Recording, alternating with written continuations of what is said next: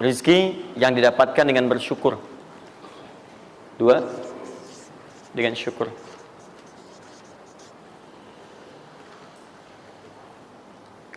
Dalilnya Quran surah ke-14 ayat 7. Quran surah 14 ayat 7.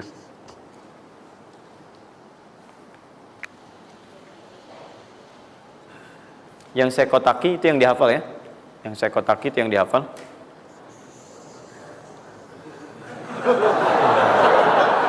Iya.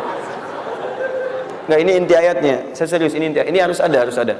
Ini, karena ini saya sering katakan ketika Anda menghafalkan, itu spirit ayatnya ada dalam jiwa kita. Kalau bisa udah otomatis gitu. Udah otomatis. Jadi begitu antum mengerjakan itu, antum ingat. Dan ketika antum berniaga pun, antum ingat. Jadi kalau antum sedang misalnya usaha apa, ada sholat tuh, antum refleks sholat. Karena tahu dengan sholat itu rezeki bertambah, bukan berkurang. Jelas ya? Nah, terus kan? Ini Quran surah 14 ayat 7. Saya naikkan ke atas ya. Turunan amalannya, turunannya. Quran surah ke-9 ayat 103. Saya urutkan berdasarkan amalan. Dan Quran surah 9 ayat ke-60.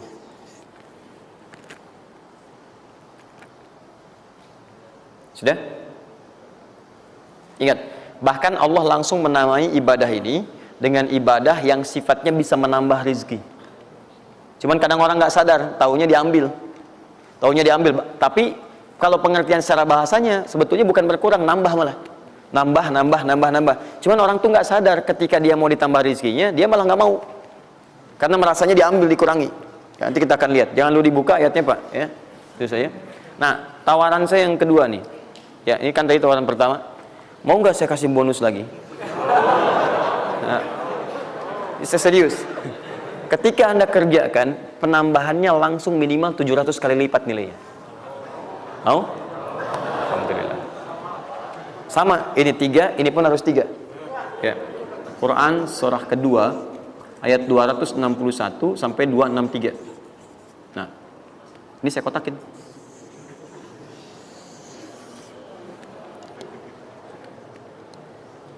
Sebentar.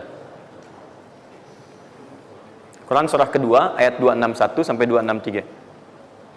Saya mohon izin ya, saya lihat dulu satu. Supaya nggak online maksud saya. Pokoknya Anda online ada masalah dengan saya nanti. Nanti saya kasih di akhir, rumus cepat menghafalkan. Sudah? Tahan. 2. Nah, yang ketiga, nanti saya simpan dulu aja supaya Anda fokus yang ini dulu untuk berlatih selama sepekan. Ya, berlatih selama sepekan.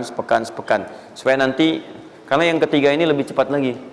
Lebih cepat. Saya khawatir Anda melakukan lompatan langsung pada yang ketiga. Nah, persoalannya kita mesti berurut karena yang satu dengan dua ini keduanya saling bersinergi. Begitu yang kedua udah dapet, yang ketiga lebih mudah. Ya, karena sudah punya kebiasaan dari yang pertama tadi. Kalau saya munculkan yang ketiga sekarang, maka persoalan terbesarnya adalah kebanyakan orang nanti akan meninggalkan yang ini yang paling bahaya. Semuanya pada di masjid aja gitu kan, dan sebagainya. Jadi nggak ada di kantor kosong, di bank kosong. Jadi hilanglah kehidupan di muka bumi. Ya. Jelas ya? Nanti kalau ini udah enak, nanti saya turunkan ini yang dikejar oleh sahabat kemudian. Sampai Utsman bin Affan, Abdurrahman bin Auf tuh hobinya cuma nungguin tahajud aja. Nungguin tahajud, datang. Bukan nggak kerja. Karena semuanya sudah melewati batas ini. Ini udah selesai, mereka pindah pada level yang ketiga. Itu kalau tiap malam lomba, dikisahkan oleh Imam An-Nawawi dalam kitabnya Tibyan, itu lomba dengan Abdurrahman bin Auf, Tamim Ad-Dari, itu tiap malam paling minimal sekali khatam Al-Quran dalam tahajudnya. Tapi dahsyatnya, besoknya, sekiannya itu selalu datang. 60, kalau kita sekarang 60 kontainer datang, isinya emas, perak, berlian, macam-macam. Ya, kebayanglah kalau ke PTM datang 60 kontainer isinya emas, perak. Makanya nggak ada yang dikasih lagi sekarang. Jadi kalau Anda ingin mendapatkan apapun, mau dapat pahala, dapat rezeki, dapat ini, dapat itu, maka semua bergantung yang pertama pada tingkat kesungguhan usaha Anda. Usaha yang serius, yang sungguh-sungguh.